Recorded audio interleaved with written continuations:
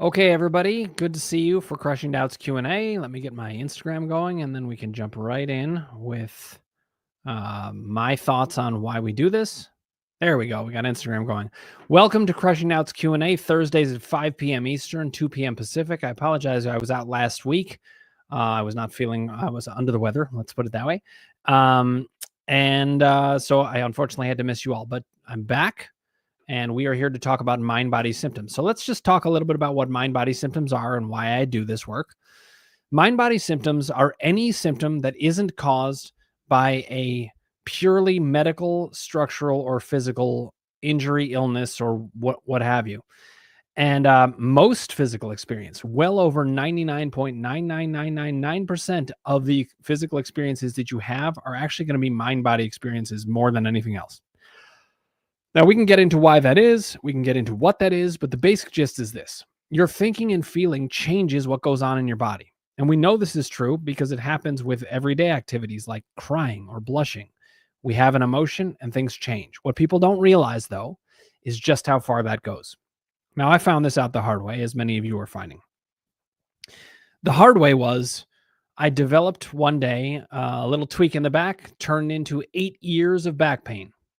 I've never had my mind blown more by any experience of including this back pain, other than getting out of the back pain. Those were the two most mind-blowing experiences I probably have ever had in my entire life. And the first one involved developing the back pain and finding out, oh my God, the world does not know what to do about this. There are no people to help. It was a very foreign idea to me that there was no one to help with any of this. At least it seemed. Then my mind was probably even more blown later, 8 years later, when a chiropractor that I was working with gave me a recommendation for one of Dr. Sarno's books. Dr. John Sarno was a medical doctor at NYU. He passed away in 2017, but he's one of the greatest men that ever lived, and he saved my life. And I have extended his work in ways that I feel are very helpful, but none of it contradicts what he wrote. He is the basis of what I think about. And the reason that I do this Q&A is what I found is even after reading Dr. Sarno, I needed to get my questions answered to be able to feel certain about the diagnosis. Now, why is this important? Well, Dr. Sarno said you have to accept the diagnosis for the treatment to work. In a mind-body paradigm, you've got to change your mind to change what goes on in your body. You change it up here, it changes everything that goes on down here. So to accept that diagnosis, I needed to get my questions answered. Everything that I have built since I got better is designed around what I wished was there when I was getting better. I would have loved to have a Q&A like this every week. I would have loved to have the book that I wrote, which talks about Dr. Sarno, but it talks about the entire mind-body field and why. I guess the way of thinking about it is why one thing works at one time and another thing works at another time, why this practitioner says this and this practitioner says this. You all need help ironing out what are they all talking about and how do we understand it all. So I have worked to develop the book, my teaching seminars, my groups. By the way, I have to say, I have been surprised. I'm sure this will change, but I've been surprised that people are not just snatching up my group memberships because they're $100 a month for 24 hours a month of sitting down with me and the group and getting all of your questions answered. Now, these Q&As are great, but there's a major difference when it comes to the groups, and actually multiple major differences that make those groups even better than this. You can get your questions answered, but you can get all kinds of other things. First of all, we share wins there. It's a very, very positive environment that gets people feeling optimistic and understanding why they can be optimistic.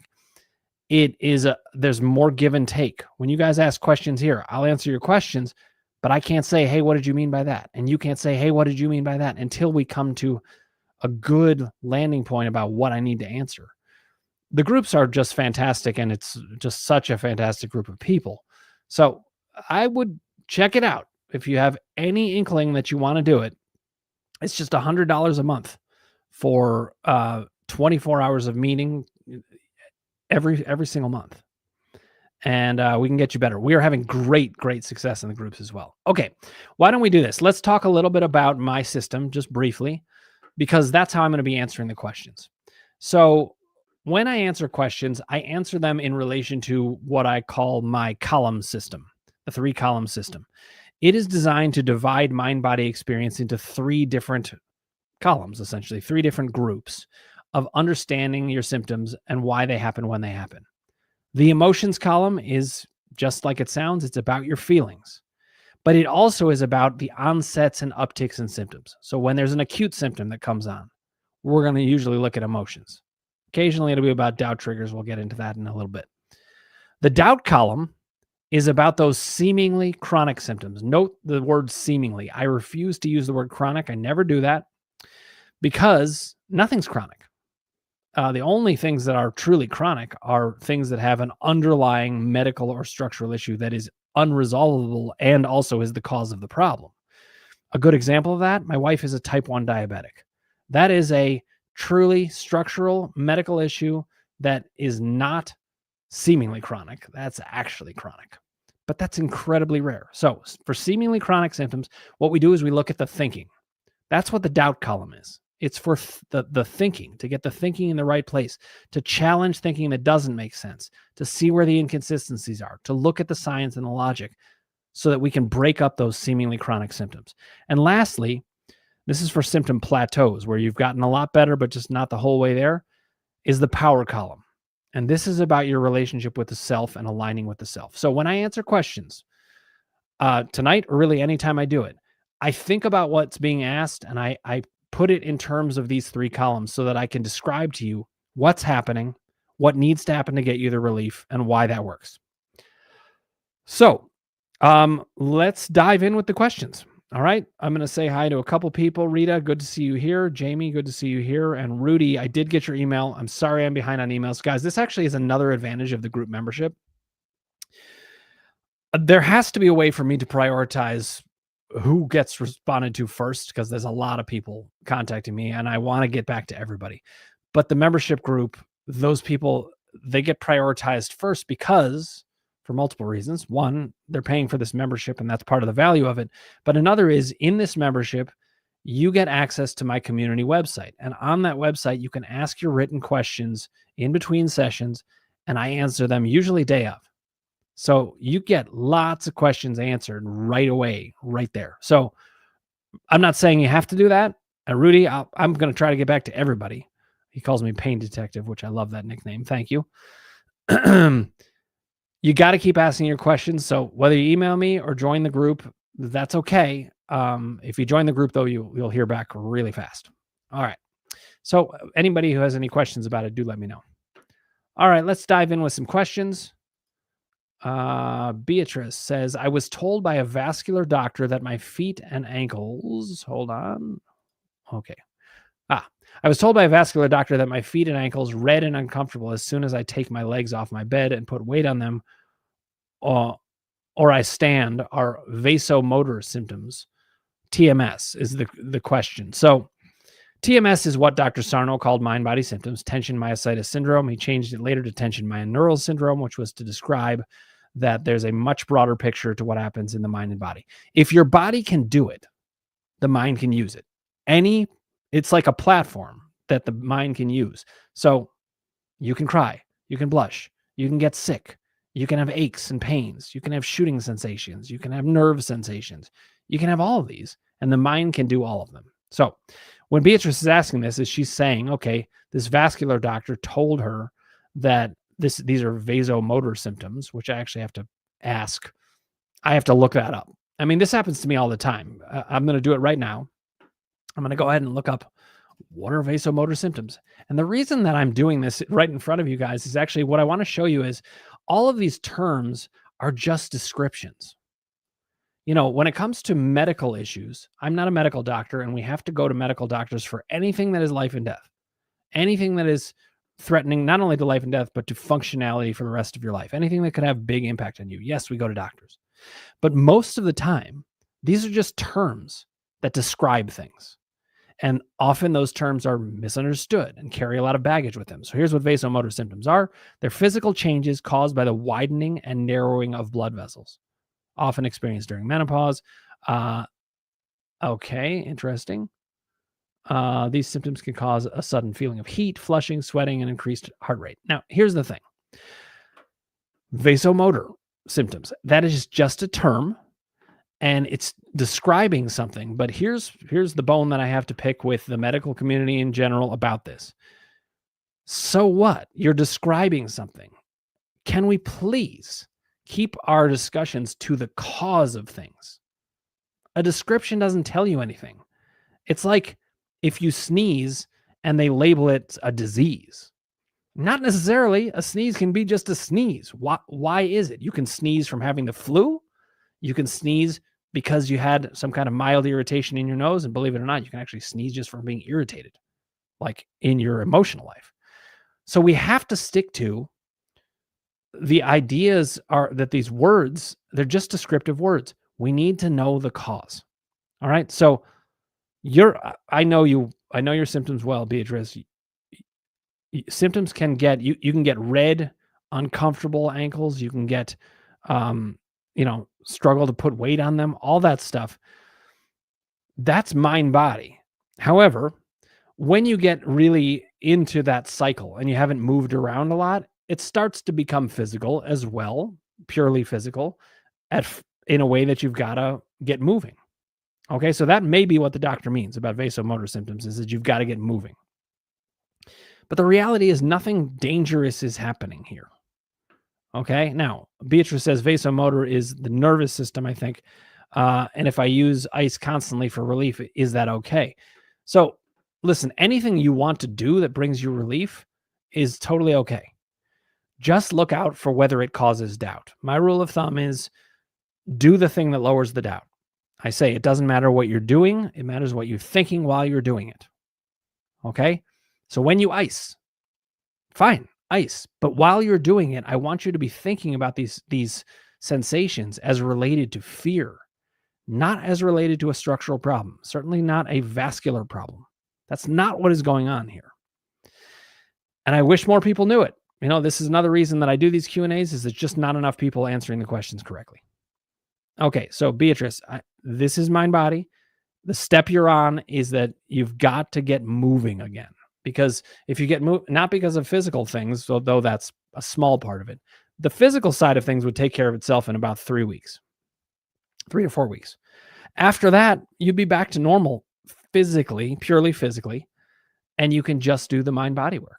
But along the way, I would do the mind body work in general. I've had a similar issue to what Beatrice had at one point with my foot. I did physical exercises through a PT, but not primarily for physical reasons. For the first 3 or 4 weeks, yes, to get back on my feet, literally. But in the end, I was really doing them to get in the right mindset. Okay, Beatrice, I hope that helps, but please do let me know. All right, jumping back to Instagram, we've got Rudy says, why are there so many names for TMS? That is a great question. And here is my answer to that. There are so many names for TMS because people really can't settle.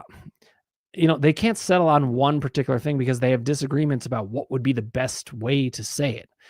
My solution to that is, let's stop worrying about what it's called. It's all the same thing. You could call it TMS. You could call it mind-body syndrome.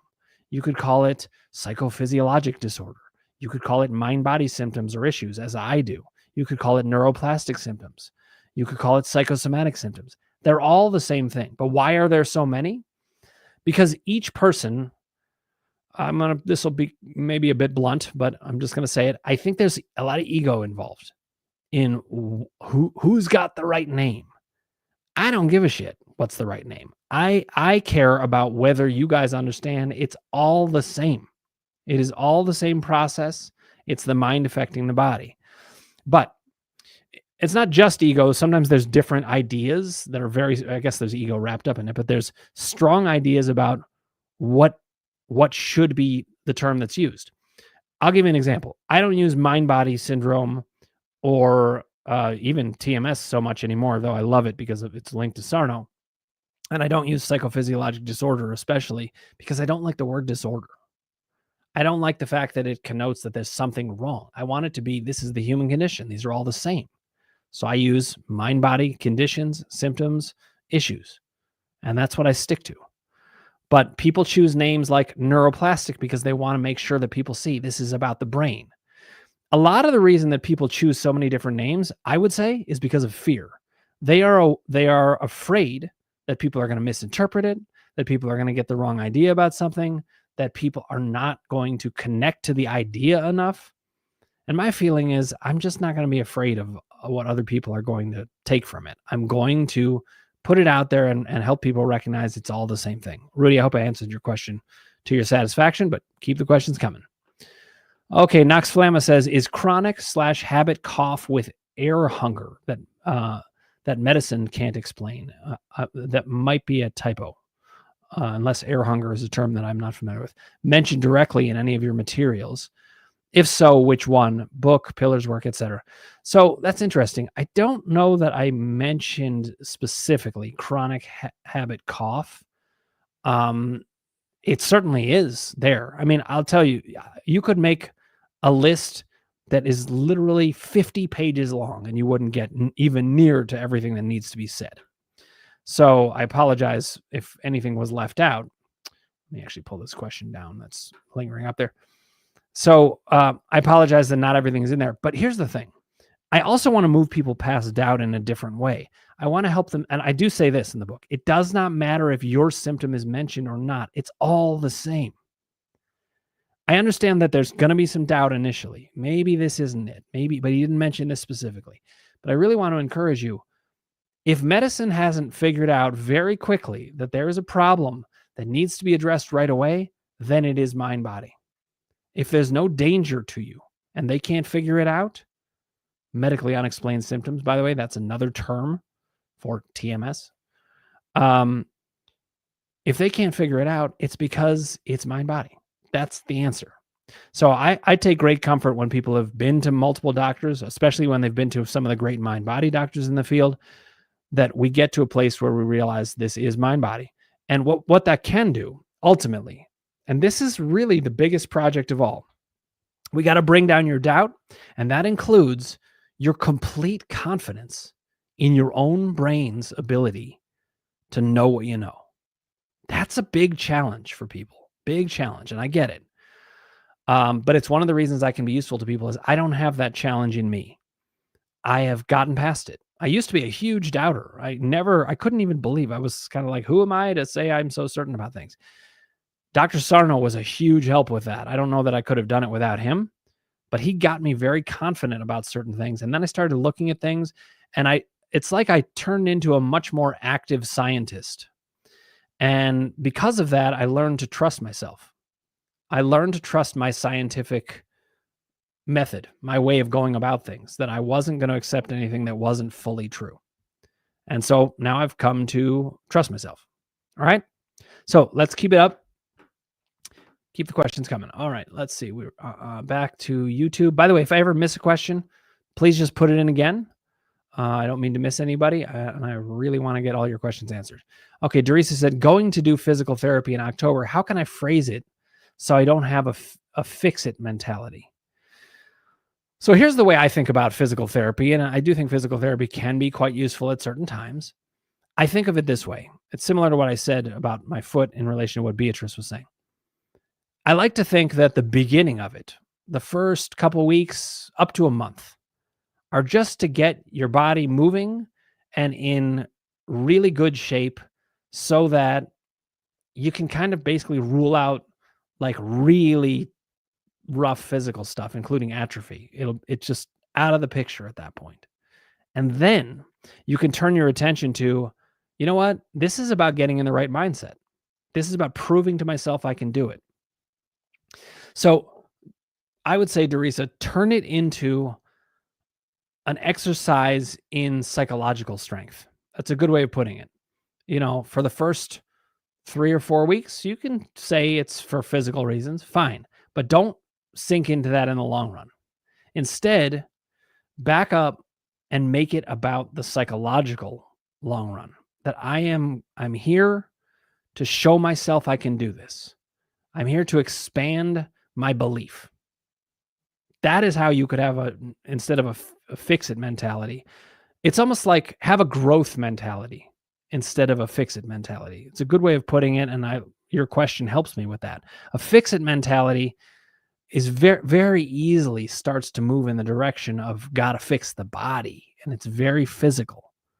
Whereas a growth mentality is about getting your beliefs as strong as they can be. Let's do some follow-up, Dorisa, as needed.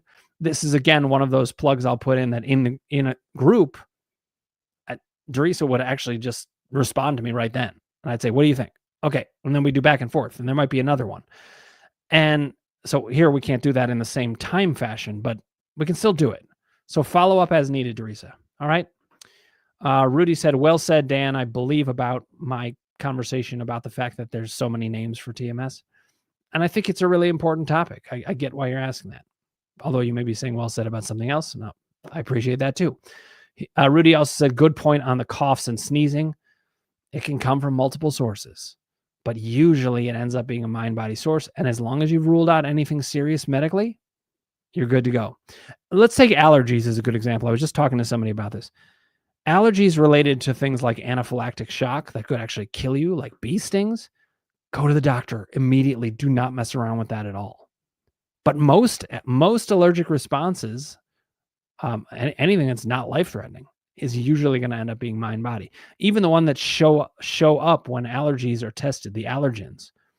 Because what's happening? Well, when you have a flared-up mind-body experience, your whole body is flared up. Your immune system is lower, everything's high, and other things are higher because everything's getting let in. So get anything serious checked out by a doctor, but think about the mind-body perspective immediately after that. Okay, Webb, good to see you here. We really appreciate you expanding on and organizing Sarno's work. Thank you, Webb. This system has explained all of my symptoms and helped me understand and resolve them. That is just awesome to hear. Webb is he's getting his training in social work and psychology, but he also has trained with me in the column system. And by the way, if people are interested in training, I'm probably going to be doing a training in January, it's looking like. So just let me know. You can shoot me an email, dan@crushingdoubt.com. All of the information is also available on my website, www.crushingdoubt.com, which we're finding is currently underutilized, but we're revamping it to make it something that's even smoother to get you the resources that you need. So look out for those changes in the coming weeks. All right. Thanks for the kind words, Webb. All right. Soaring High says, do you need to identify and solve your repressed emotions to get better? And then how do you gain belief that given that your situation is more severe, you can still get better? Thank you. Okay. So two separate questions. I'm just going to deal with one first. Do you need to identify and solve your repressed emotions to get better? The short answer of this is no, it is not inherently true that you've got to identify and solve your repressed emotions to get better. And I'll tell you why. The columns give us this answer. Emotions don't last forever. I didn't have the same emotions for 8 years that caused my back pain. The thing that caused my back pain was the thinking and the experience that I was having in response to that back pain. I didn't need to resolve the repressed emotions at all. I didn't really even get to what they were until much later. I kind of understood, I think, what they were, but I never really needed to get to them. However, in the emotions column, it is very good to identify your repressed emotions because that can bring down acute symptoms. Those onsets and upticks, if you want to get control of them, that's where you want to be able to think emotionally. And so it can alleviate a lot of suffering to get to that. But ultimately, I want to encourage you, don't worry too much about it. A lot of times in the mind-body field, they say, think about the emotions, think about the emotions. And sometimes it's with journaling. And I call that, when that's happening, beating your head against the emotional brick wall. Because a lot of times you're searching for emotions when really the reason you're continuing to have these symptoms is because of thinking. And so let's talk about doubt. Doubt comes in 4 different forms: fear, confusion, lack of certainty, just kind of garden variety doubt, and unanswered questions. Unanswered questions is the best form of doubt. That's the part where you're really able to work towards solutions and get relief. And even lack of certainty is not so hard to deal with. That's what I call the positive side of doubt.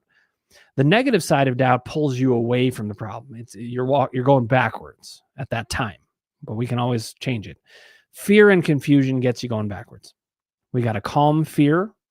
We've got to answer questions to bring down confusion. This is one of the reasons I do this Q&A.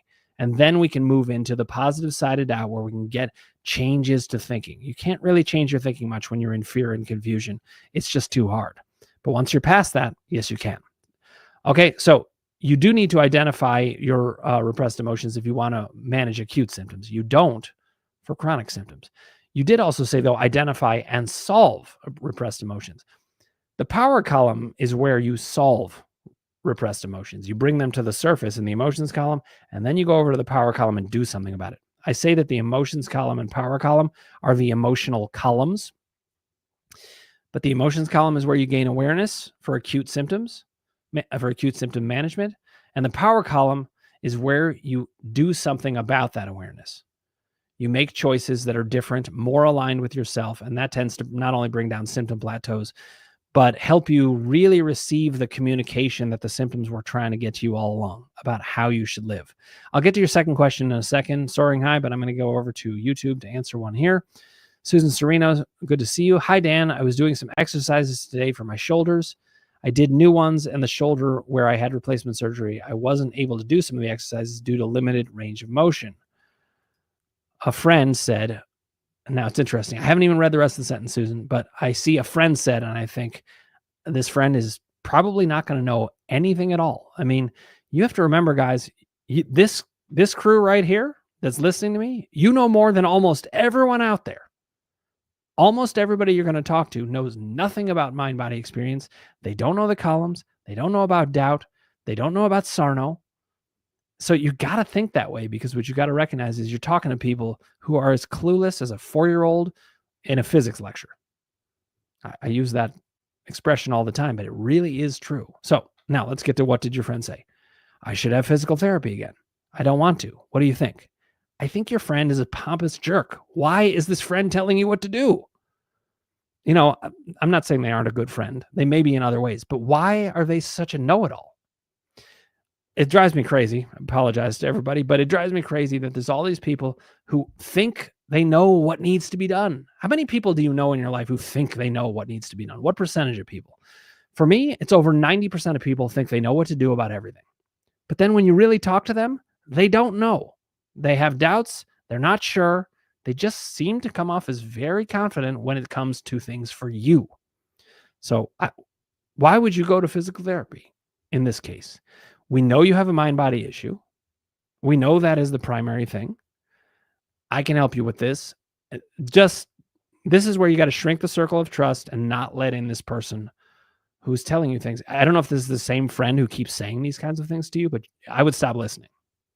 You can't let this person in, because they're not, putting it bluntly, they're not a safe person in this space, in this kind of space. They will cause you doubt.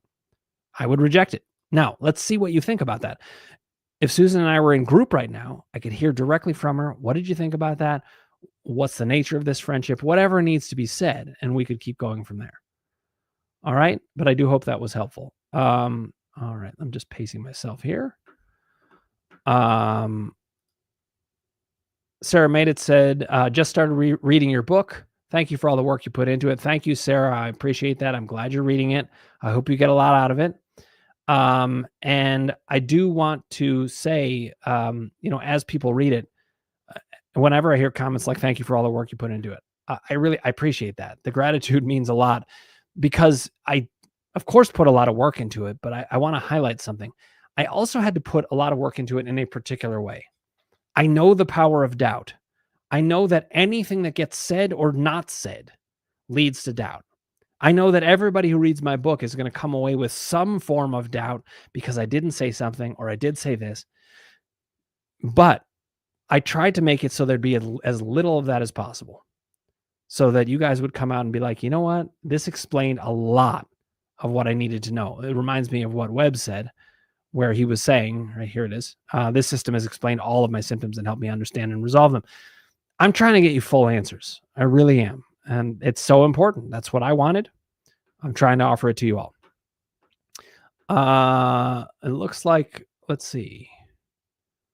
I see Dorisa and Susan, you both mentioned that I either missed a question or skipped the question, but I don't think I did. I just was going in different order. Let me know if I missed something, but I think, yeah, no, I did answer the question. Okay, yeah. So Dorisa and Susan, let me know if I missed anything else. All right, Soaring High said, how do you gain belief that given that your situation is more severe, you can still get better? Thank you. Okay, let's start at the beginning here. Severity has nothing to do with whether you can get better. I know that sounds surprising probably to many people. Severity, duration of symptoms, none of that matters. There's only one factor that really matters, and that is, does your mind stay in that place or does it change? If you get your mind into the right place, I don't care how severe your symptoms are, I don't care how long you've had them, you can get better just the same. And one of the nice things about my system is the rules apply to everybody. I often say this, the columns, they aren't something I invented. They're something I observed. I organized it. I guess I invented the organization of them. But really what I was doing is just observing what happened in my symptom experience. And so, what that means is, since it's just organizing our experience, we can understand what's happening no matter what, no matter how severe, no matter what the duration is. It doesn't actually matter. Try to think about it this way. If you have more severe symptoms, what it usually means in my columns language is that your doubt is higher. The most severe symptoms come from one of two sources. In acute form, they can come from a very big emotional upset that's unconscious. But most of the time, severe symptoms are going to come from doubt, and especially in the form of fear. If you've got fear going, you can have very high doubt and very high levels of symptoms, but it does not matter for your ability to get better. It's a sign of what's going on in the symptoms, and that's how we need to think about it. Okay. Let's see. Oh, Knox Flama said, frick, I missed the talk on coughs. Dang it. Was checking on something in the kitchen. It will be posted as a live in the channel. Yes, it will, but I might as well just answer it for you again here. So I'm going to do that. What I said is I didn't mention chronic habit cough in the book, and I couldn't mention everything there. But the main thing I want you to think about is all of these symptoms are the same. They're all the same. They operate on the same function. So I say in the book, if I'm not talking about your symptom, don't worry about it. They're all the same. Treat it the same. And chronic habit cough, very, very common. I have had it at various times. I would start to look at it at the onset and uptick as an emotions column symptom. And then if it drags on for anything more than a couple days, especially if it's not related to a cold or something like that, then I'd start looking at doubt immediately. So it's not mentioned directly, I don't think, in any of the materials that I have, but I'm mentioning it directly here, right now. Okay, hope that helps. Okay, let's see. Bana Benita said, TNF, I think that might be another name for, what is that? I'm blanking on what the acronym is for. Tell me what that is, Bana Benita, and I'll go from there. Rudy says, have you ever thought about making an app? Yes, I definitely have. I've got various things that I'm juggling right now. I'm really working on the audiobook. We're getting very close to a really good workflow on it that will allow us to crank the whole thing out. And I'm hoping that will be out to you in the next couple months. The app, I'm sure, will happen at some point. Luann Davison, I want to say hi. I owe you an email. I received your email. I'm going to respond to it. But as I've said, I can be a bit overrun with emails, so I will get to it as soon as I can.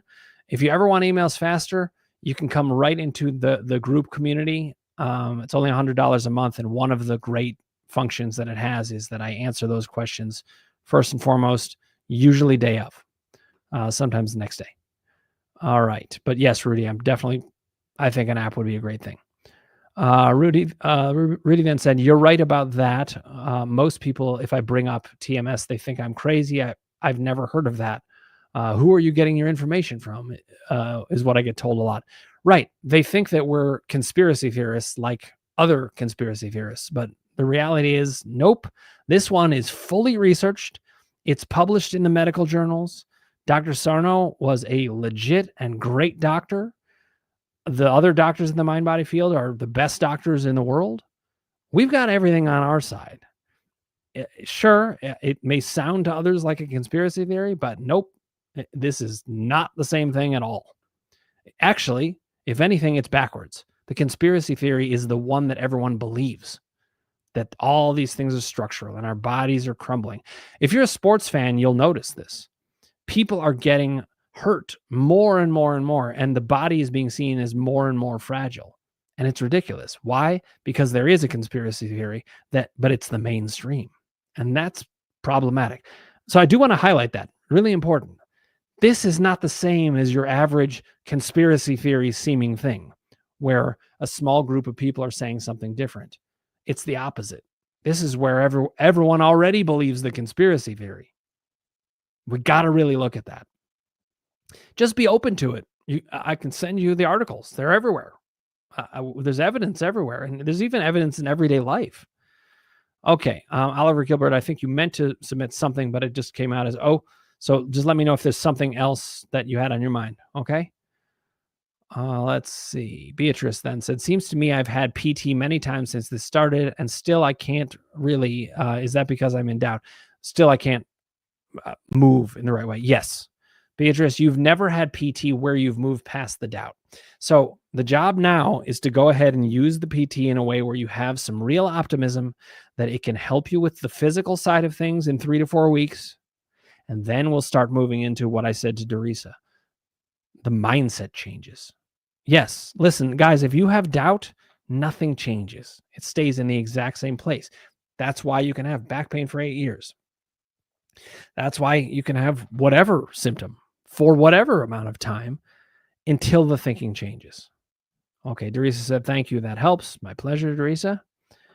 Okay, Patty Flowers, good to see you here. I use the term brain-generated symptoms to remind myself that there is nothing physically wrong with my body. Okay, thank you for sharing that, Patty. And let's highlight this for everybody. Patty did something really smart here. She chooses a term that works for her. They're all the same. Choose the term that makes you feel most comfortable, most optimistic, or captures the part of the experience that puts it in the right mindset for you. Patty's saying brain-generated symptoms does that because it says it's the brain, it's not physical. That works for her.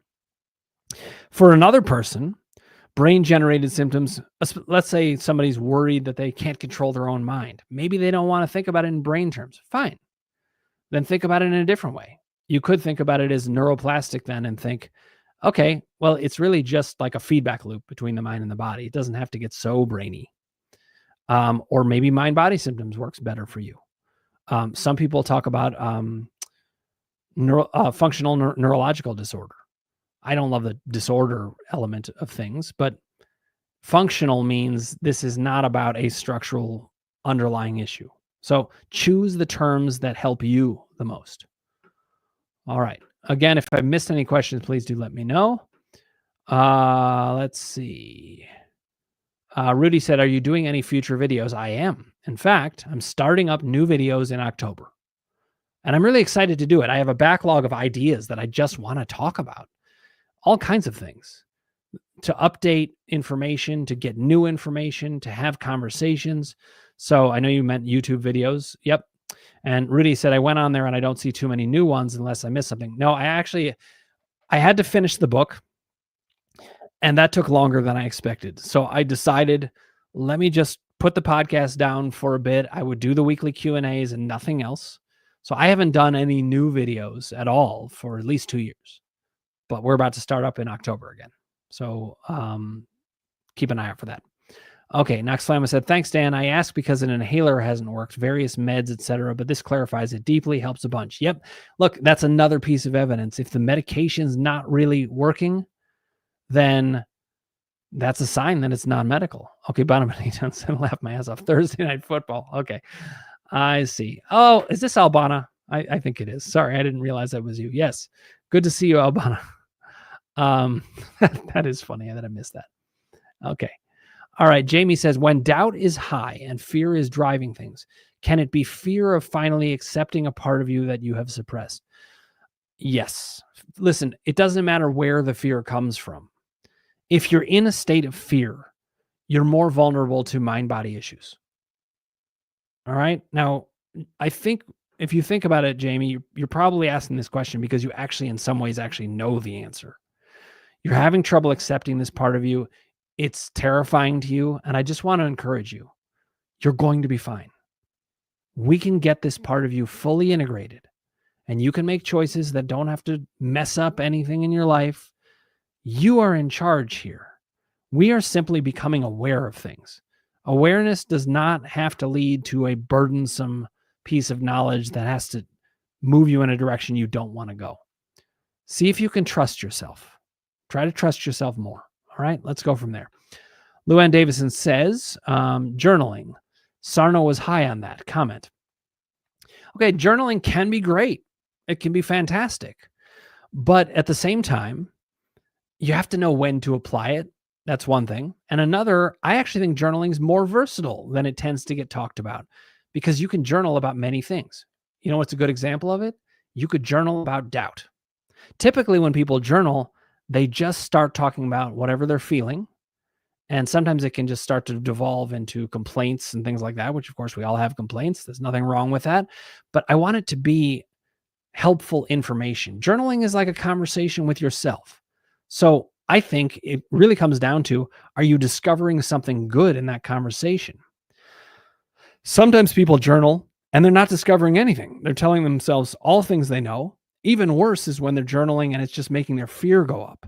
Oh my God, I'm writing about these things I'm afraid of and I'm getting more and more afraid. Well, in that case, the journaling isn't so good.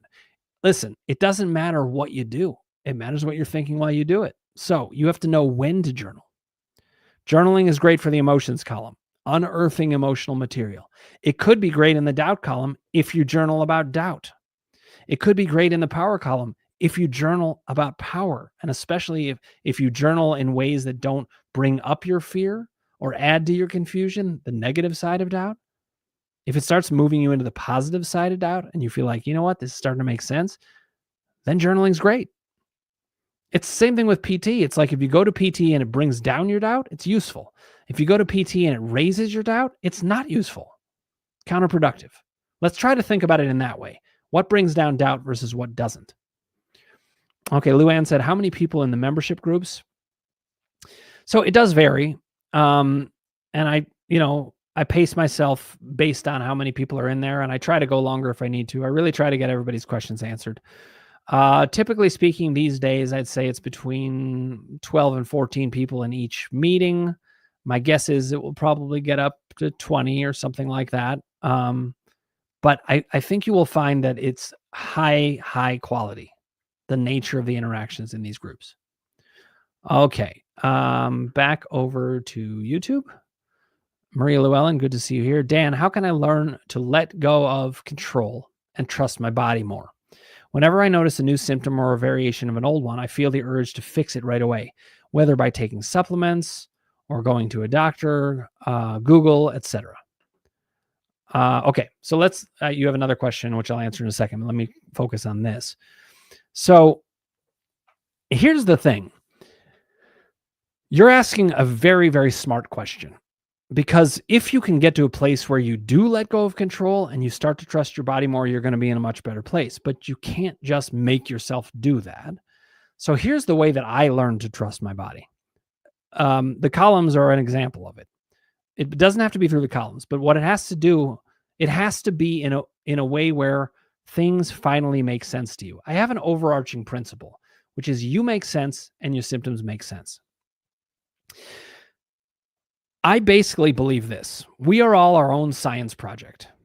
And Maria, I want you to do increasing science projects with yourself. Just keep doing more and more. Make observations. Don't accept anything that's out of whack with everything else. You know, if somebody's saying, oh, I think it's because of gluten intolerance, or I think it's because of, the exercises you were doing, or I think it's because you're not sleeping well, or whatever. If you look closely at any of these things, they're going to crumble. They don't fit with everything. So in my book, I talk about something that I call Kepler theories. I named it this because when they were trying to figure out the alignment of the stars, Copernicus figured out that the Earth revolves around the sun and not the other way around, and that was good. But he thought that it happened in concentric circles, that the planets were revolving around the sun. And they weren't circles. They were ellipses. And what happened? His theory was about 80% right. Not good enough. I mean, Copernicus did advance us scientifically, and I appreciate that. But it was Kepler who said, you know what, let's check and see if they're elliptical. He checked to see if they're elliptical, and lo and behold, it aligned every time. That's a Kepler theory, a theory that fits everywhere. So how can you trust your body more? Make sure your theories fit with everything. And I think what you'll see, as I have seen, is that my body is even smarter than my conscious mind. It always knows. And why does it always know? Because of the unconscious. We have a conscious part of our experience and an unconscious part of our experience. And the unconscious part of our experience, there's an expression in psychology that the unconscious knows all. But you know what else knows all? Our bodies. Our bodies are us. They're already unconscious. They know the unconscious is there. It knows everything that's happening all the time. Your brain is amazing, but so is your body. These are two parts of you that know everything that's happening. Your conscious mind is a very distant third in line of what knows what's going on. So I think you will find you can trust your body more as you look at this. I came to see, I was like, wow. And listen, the columns can be particularly helpful with this, Maria. So if you haven't gotten the book yet, I would. It's an organizing system that can help you trust the body. It'll help you see onsets and upticks really are emotional. Seemingly chronic symptoms really are doubt. Plateaus really are power. These things actually work. So that's how you can learn to trust it. Okay. Nox Flamma said, when I had fear, oh boy, we've got a couple questions that I've got to get to. Let's do a little speed round here, and then we'll finish up on this.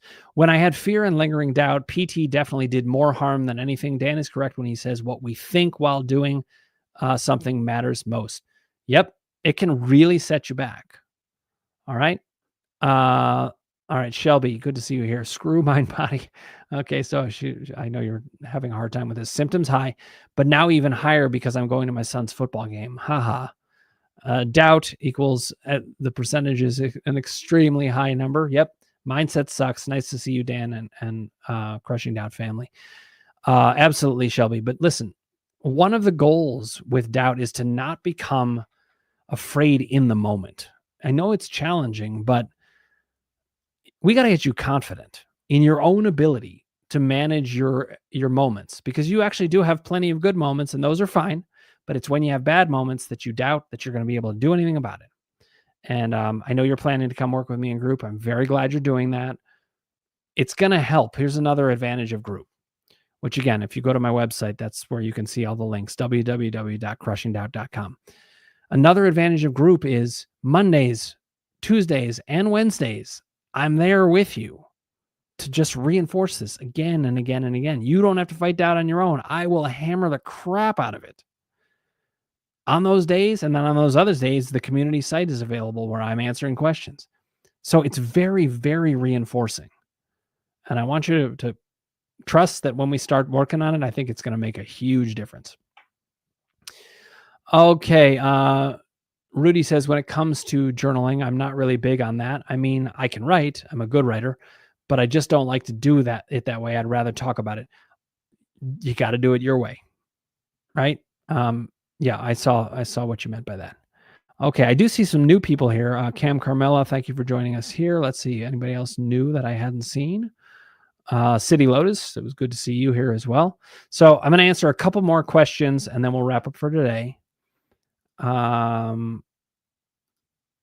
Okay, Teresa said, I was having doubt because I have done physical therapy before, and sometimes it has helped, and sometimes it hasn't. Try to think about it this way, Teresa. It's going to help or not, depending on your mindset. And if it's not helping, you can just lay it down. Don't do it. or you can change your mindset, one or the other, but you've got to get to a place where whatever you're doing is helpful. Okay, Luann said, your website just shows that you meet on Monday and Wednesday, but you're meeting on Tuesday as well. Yes, actually, the Tuesday meeting should be up on the website. I'm only meeting Monday and Wednesday this particular week. But I do meet on, here's the meeting times. Mondays from 1 to 3 p.m. Eastern, Tuesdays from 10 a.m. to 12 p.m. Eastern, and Wednesdays from 5 p.m. to 7 p.m. Eastern. And I set it up that way so that people all over the world could at least have one time that works, but a lot of people can come multiple times. So yes, I meet Monday, Tuesday, and Wednesday. Okay, Maria Llewellyn says, also pelvic congestion syndrome, mind body. It's amazing how many syndromes there are, aren't they? Let's look this up, okay? And I'm telling you, this happens frequently. I'm doing this for a reason, but when I Google something, I know how to sift through it from a columns perspective. I'm not actually encouraging you guys to Google much, because most of the time you'll Google and you won't know how to sift through it from a columns perspective. But for me, it's very easy. Pelvic congestion syndrome is a condition characterized by chronic pelvic pain. I hear the word chronic pain and I'm like, nope, this is going to be mind body. The exact cause of PCS is unknown. Oh, alarm bells going off again. They don't know what's going on. It all seems to speak exactly to mind body. So yes, I feel very confident, Maria. Go with that is mind body, 100%. All right. Susan Sereno says, it's okay. You just went out of order and I thought you weren't going to answer my question. Thank you. I got you. Thanks, Susan. Teresa said, I am learning to love the parts that I am uncomfortable in. Yep. Listen, ultimately, so I have this rule of thumb that the columns have a structure to them, an order to them. Bring down the doubt, learn about emotions, and then flow into power.